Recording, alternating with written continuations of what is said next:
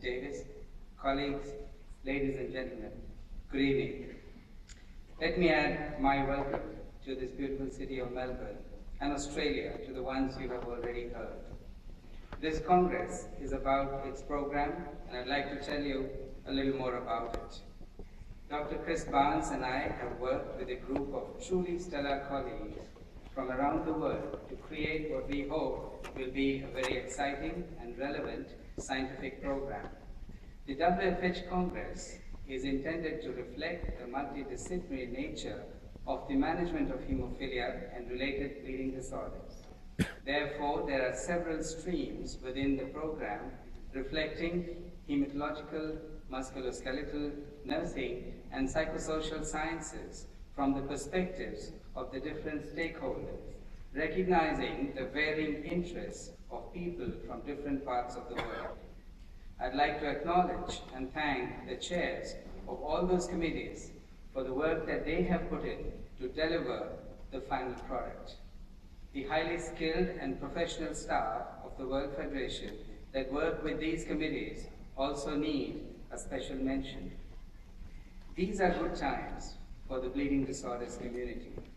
After about 2 decades of what may have seemed to be a leisurely trot, we are finally galloping. There are much happening, with novel, longer-acting clotting factor concentrates coming to the market, and new manufacturers of the conventional ones, increasing access and choice of treatment products for all people with bleeding disorders and their physicians around the world.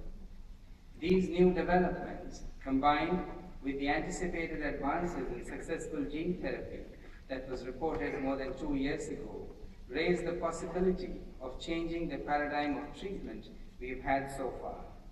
This may allow people with hemophilia more freedom of activities than they have ever had before. It will also take us closer to our goal of treatment for all.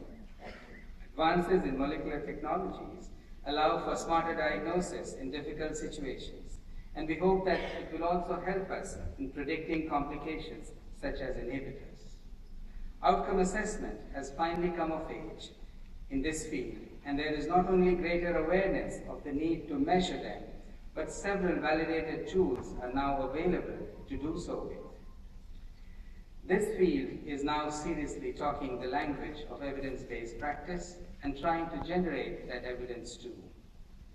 There are, of course, many aspects that remain a challenge. Indeed, one of the issues that has been barely understood is the mechanism of joint damage due to blood.